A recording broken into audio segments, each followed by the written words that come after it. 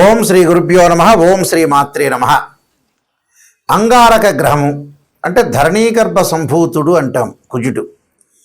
ఈ అంగారక గ్రహము జనవరి 16వ తారీఖు నుంచి ఫిబ్రవరి 23వ తారీఖు వరకు మకర రాశిలో ఉత్తరాషాఢ నక్షత్రంలో ఉచ్చస్థానమైన మకర స్థితిలో, అందులో సహజంగా ఉత్తరాషాఢ నక్షత్రం అంటే రవి నక్షత్రము, రవి కుజులు మిత్రులు. మకర రాశిలో ఉచ్చస్థానంలో ప్రవేశంతో ద్వాదశ రాశుల యొక్క ఫలితాలు ఏ విధంగా ఉండబోతున్నాయి మనం చూసుకునేటట్టయితే, దీన్ని ఈ సంవత్సరంలో అత్యంత శక్తివంతమైన సంచారాల్లో ఒకటిగా మనం పరిగణిస్తాం. అంటే మకర రాశి అనేది అంగారకుడు ఉచ్చస్థానం. ఆ ఉచ్చస్థానంలో కూడా ఉత్తరాషాఢ నక్షత్రంలో ప్రవేశంతో 23వ తారీఖు వరకు, ఫిబ్రవరి 23వ తారీఖు వరకు ఉంటారు. అప్పుడు మరి ఎలాంటి ఫలితాలు జరగబోతున్నాయి? సహజంగా అంగారకుడు అంటే ఏంటంటే ధైర్యము, అభిరుచి, సహనము, కోపము, బాధ్యత, శారీరక బలాన్ని, ఓర్పుని సూచిస్తుంటుంది. మకర రాశి సహజంగా ఏంటంటే మకర రాశిలో పుట్టిన వాళ్ళ కొంతమందికి, అంటే ఎక్కువ మందికి, మెజారిటీ ఆఫ్ ద పీపుల్కి క్రమశిక్షణ, సహనము, బాధ్యత, ఓర్పు, అలానే సహనము, ఈ రెండు శక్తులు ఇక్కడ కలుస్తాయి. అంటే కుజుడు మకర రాశిలో సంచారం చేయటం వల్ల కుజుడు ధైర్యాన్ని, సహనాన్ని, ఓర్పుని, మకర రాశిలో జన్మించిన వాళ్ళకి అలానే ధైర్యము, స్నేహము, ఓర్పు, క్రమశిక్షణ, ఈ రెండు శక్తులు కలుస్తున్నాయి. కాబట్టి మరి ఏ విధంగా ఉండబోతుంది? ఈ రెండు శక్తులు కలవటం వల్ల ఇక్కడ మనకి మరింత దృష్టి పెరిగే అవకాశాలు ఎక్కువ ఉంటాయి. అంటే రెండు కలవటం వల్ల కొంత సుఫలితాలు జరగటం ఒకటి. ఈ సమయంలో కొంత తొందరపాటు నిర్ణయాలు తీసుకోకూడదు, ఓపికగా ఉండాలి, స్థిరంగా ఉండి పనిచేయాలి. నిజమైన ప్రయోజనాలు పొందే అవకాశాలు ఎక్కువ ఉంటాయి. కోపశక్తిని కూడా, అంటే కోపాన్ని కూడా నియంత్రణ చేసుకోవాలి. అలానే సరైన సమయంలో ముందుకు సాగాలి. అంటే సరైన ప్రయాణం చేయాలి, సరైన విషయాలు, సరైన నిర్ణయాలు తీసుకోవటం చాలా ఇంపార్టెంట్. అంటే ఈ సంచార సమయంలో దీర్ఘకాలికమైన ప్రయోజనాలు, విజయాలు కలిగే అవకాశాలు ఖచ్చితంగా ఉంటాయి. కాబట్టి మనం ఎలాంటి నిర్ణయాలు తీసుకోవాలి, అంగారకుడి యొక్క ప్రభావం ఏ విధంగా ఉండబోతుంది, ఇవన్నీ కూడా గోచారరీత్యా చెప్పబడే ఫలితాలు. అంటే పదే నేను చెబుతున్నాను, చాలా జాగ్రత్తగా వినండి. ఎప్పుడూ కూడా బర్త్ చార్ట్ వేరు, గోచారం వేరు. అంటే ఏమిటి గురువు గారు, నాయకంటి గారు గోచారం గురించి చెబుతున్నారంటే, ఆవగింజంతైనా అదృష్టం ఉండాలి. ఎంత కృషి చేసినా కూడా కొంత అదృష్టం అనేది వితిన్ సెకండ్లో వచ్చేదే గోచారం. Point number 1. పాయింట్ నెంబర్ 2 ఏమిటి? Birth chart. బర్త్ చార్ట్ అంటే ఏంటంటే జన్మలగ్నాన్ని నుండి మనం లెక్క వేస్తుంటాం. జన్మలగ్నం నుంచి ద్వాదశ భావాలు ఏ విధంగా ఉన్నాయి. ద్వాదశ భావాలు అంటే తనుభావము, ధనభావము, ద్వితీయ భావం అంటారు, తృతీయ భావం సోదర భావం, చతుర్థ భావం మాతృభావం, గృహము, వాహనాలకు సంబంధించిన భావం, 5వ భావం అంటారు, పంచమ భావం అంటారు, దాన్ని సంతాన భావం అంటారు. అలానే సంతానం కలగటం ఎలాగుంటుంది, అలానే సంతాన భావం తర్వాత 6వ భావం శత్రువులు, రోగాలు, రుణాలు, 7వ భావం కళత్ర భావం అంటారు. కళత్ర భావం అంటే వివాహము, 8వ భావం ఆయుష్ భావం అంటారు, ఆడవాళ్ళకు వచ్చేటప్పటికలా మాంగళికి సంబంధించిన భావం అంటారు. అంటే భర్త యొక్క క్యారెక్టర్ని అనాలిసిస్ చేసే భావం అంటారు. అలానే మనకి 9వ భావం భాగ్యభావం అంటారు. భాగ్యం ఎలా కలుగుతుంది, ఫైనాన్షియల్ పరంగా ఇంక్రీజ్ ఎలా అవుతారు. అలానే 10వ భావం అంటారు, అంటే వృత్తి సంబంధించిన భావం అంటారు. ఆ వృత్తి భావం ఏ విధంగా ఉండబోతుంది, ప్రొఫెషనల్ పరంగా వృత్తి, ఉద్యోగ, వ్యాపార రంగాలు ఎలా ఉండబోతుంది. 11వ భావం లాభభావం అంటారు, లాభం ఎలా కలుగుతుంది. వ్యయభావం అంటారు, ఖర్చులు, ప్రేమ, ఇవన్నీ తెలిసేదే వ్యయభావం అంటారు. కాబట్టి ఇవన్నీ కూడా గోచారరీత్యా తెలుస్తాయి. గోచారరీత్యా ఎప్పుడు కూడా రాశిచక్రము, భావచక్రము, నవాంశము, అలానే ఏదైతే ద్వాదశాంశము, త్రింశాంశము, దశమాంశము, అంటే D16 చార్ట్స్ని మనం అనాలిసిస్ చేయాలి. అంటే హోరా చార్టు, అలా రాశి చార్టు, భావచక్రము, ఏదైతే మనకి కుండల్లో 16 లగ్న కుండళ్ళు ఉంటాయో ఆ 16 లగ్న కుండల్లో మనం అంతా కూడా అనాలిసిస్ చేయాలి. అంటే సప్తాంశ చక్రాల దగ్గర నుంచి, నవాంశం దగ్గర నుంచి, దశమాంశం, ద్వాదశాంశం, త్రింశాంశం, షోడశాంశం, ఖవేదాంశము, అక్షవేదాంశాలని చక్రాలు 16 చక్రాలు ఉంటాయి. 16 చక్రాలని ఒక కాంబినేషన్ చూసుకొని జాతకాన్ని మనం అనాలిసిస్ చేస్తాం. అలా జాతకాన్ని అనాలిసిస్ చేస్తేనే అది బర్త్ చార్ట్ అంటారు. బర్త్ చార్ట్ అంటే ఒక చెట్టుకి వేళ్ళు ఉన్నది బర్త్ చార్ట్, వేళ్ళు ఉంటాయి, ఆ వేళ్ళే బర్త్ చార్ట్.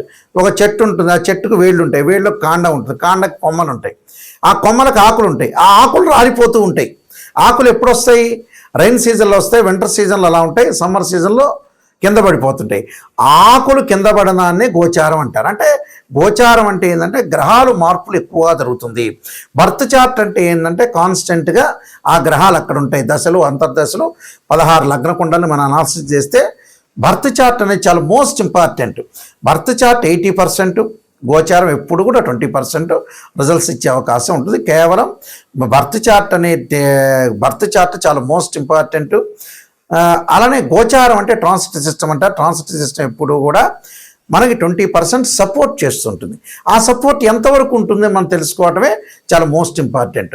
ఈ అంగార గ్రహం ద్వాదశ రాశుల వాళ్ళకి ఎలాంటి ఫలితాలు జరగబోతున్నాయో మనం ఒక్కసారి పరిశీలన చేద్దాం. కుంభరాశి వారికి అంగారకుడు యొక్క ప్రభావం ఏ విధంగా ఉండబోతుంది? దశమాధిపతి తృతీయాధిపతి అయిన కుజుడు వ్యయంలో ఉండటం వల్ల ఎక్స్పెండిచర్స్ బాగా పెరిగే అవకాశాలు ఎక్కువ ఉంటాయి, ఖర్చులు బాగా పెరుగుతుంది, అనవసరమైన ఖర్చులు చేసే అవకాశాలు ఎక్కువ ఉంటాయి. అవన్నీ కూడా ఖర్చులను నియంత్రణ చేసుకోండి, ఖర్చులు తగ్గించుకోండి. మనం ఎంత ఖర్చు పెట్టాలో అంత ఖర్చు పెట్టేటే ముందుకు వెళ్ళాలి. అలానే ఆత్మ పరిశీలనలు కూడా చాలా ఇంపార్టెంట్. విదేశాలకు వెళ్ళే అవకాశాలు, అలానే సుదూర ప్రాంతాలు సంబంధాలు బాగా పెరగటం, అలానే కంపెనీ ద్వారా విదేశాలకు వెళ్ళటమే కాకుండా మీరు వెళ్ళాలని ఆలోచన కలిగిన వ్యక్తులు మాత్రం కూడా ఫారిన్ కంట్రీస్కి అబ్రాడ్ వెళ్ళే అవకాశాలు ఎక్కువ ఉంటాయి. అనవసరమైన ఖర్చుల్ని తగ్గించుకోండి. మనసు పరధ్యానంలో ఉండకుండా కనిపించే అవకాశాలు ఎక్కువ ఉంటాయి. అంటే కాన్సన్ట్రేషన్ ఉండదు, మానసికంగా ఆందోళన, స్థానచలనము, నేత్ర సంబంధమైన రోగాలు, అకారణ కలహాలు. రియల్ ఎస్టేట్ రంగం వాళ్ళకి బాగుంటుంది, అనుకూలంగా ఉంటుంది. అలా రియల్ ఎస్టేట్ రంగమే కాకుండా ప్రతి చోట కూడా కొంత విజయం సాధించే అవకాశాలు బాగా ఎక్కువ ఉంటాయి. కాబట్టి కేవలం వీళ్ళు కొంత ఖర్చులు పెరగకుండా నియంత్రణ చేసుకొని ఎంతవరకు ఖర్చు పెట్టాలో అంతవరకు ఖర్చు పెట్టాలి. ఈ మధ్యకాలంలో అవసరమైన ఖర్చులు పెట్టకుండా అనవసరమైన ఖర్చులు పెడుతూ ఉంటారు. కాబట్టి కొద్దిగా జాగ్రత్తగా ఉండాలి. రోగాల విషయంలో కూడా కొంత దీర్ఘకాలిక వ్యాధులు ఉన్నవాళ్ళు కానీ దీర్ఘకాలిక వ్యాధులు రాకుండా చూసుకోవటం కూడా చాలా మంచిది. అకారణ కలహాలు అంటే అనవసరమైన కలహాలు, అనవసరమైన డిస్ప్యూట్స్, అనవసరమైన ఎలిగేషన్స్, అన్ని లిటిగేషన్స్ ఇలాంటివి రాకుండా చూసుకోవాలి.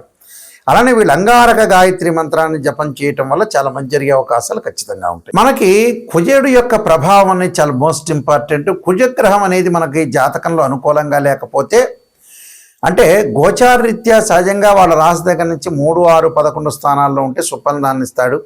మిగతావి మిశ్రమైన ఫలితాలు ఉంటాయి, మిగతావి చెడు ఫలితాలు ఉంటాయి. ఇది గోచారం.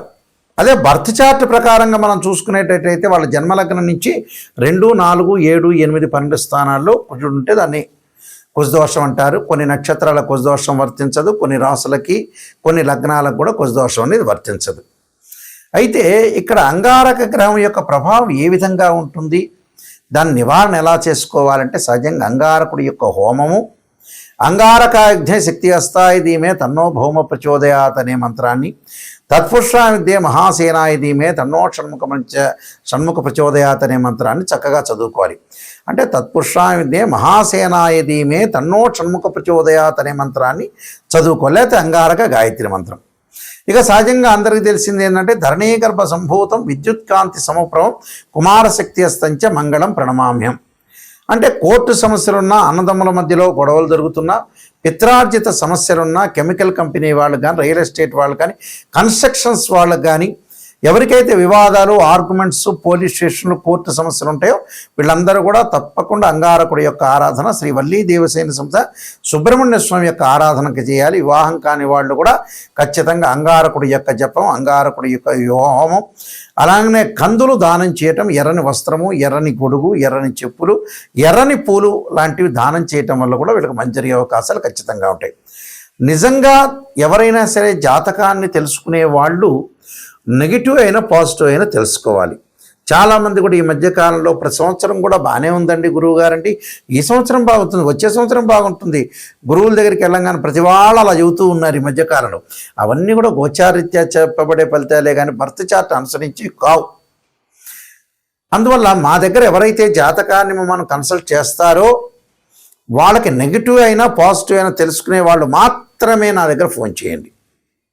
నిజాన్ని తెలుసుకోవాలి, బాగుపడాలనుకునే వ్యక్తులు మాత్రమే ఫోన్ చేయండి. చాలామంది కూడా అంతా అయిపోయిన తర్వాత 70 ఏళ్ళకు వచ్చి నాయకంటి గారు మేము ఎలా సంపాదించాలనే వాళ్ళు చాలామంది ఉంటారు. 60 ఏళ్ళు రావటం ఎప్పుడు పెళ్లి చేసుకోవాలని చెప్పేవాళ్ళు, 50 ఏళ్ళు కాగానే ఎప్పుడు సంతానం అనే వ్యక్తులు చాలామంది ఉన్నారు ప్రపంచంలో. మన జీవితం అంతా కూడా మన చేతుల్లోనే ఎక్కువ పర్సెంట్ ఉంటుంది. మనం నాశనం చేసుకున్నట్టు అవుతుంది. అంటే స్వయంకృత అపరాధం అనేది చేయొద్దండి. నిజాన్ని తెలుసుకోండి, ముందు అలర్ట్ కాండి. ఎవరైనా సరే ఫైనాన్షియల్ పరంగా ఇన్కమ్ సంపాదించాలని వాళ్ళ దశలు అంతర్దశలు చూడాలి. కొన్ని ఎక్కువ మంది జాతకాల్లో ఈ కాలంలో 50-55కే వాళ్ళ జీవితం అనేది ముగుస్తుంది. ముగియటం అంటే ఏంటంటే అంతకంటే ఫైనాన్షియల్ పరంగా ఆ తర్వాత సంపాదించలేని స్థితి వచ్చే అవకాశం ఉంటుంది. కాబట్టి స్టెబిలిటీ 55 కల్లా స్టెబిలిటీ కావాలి.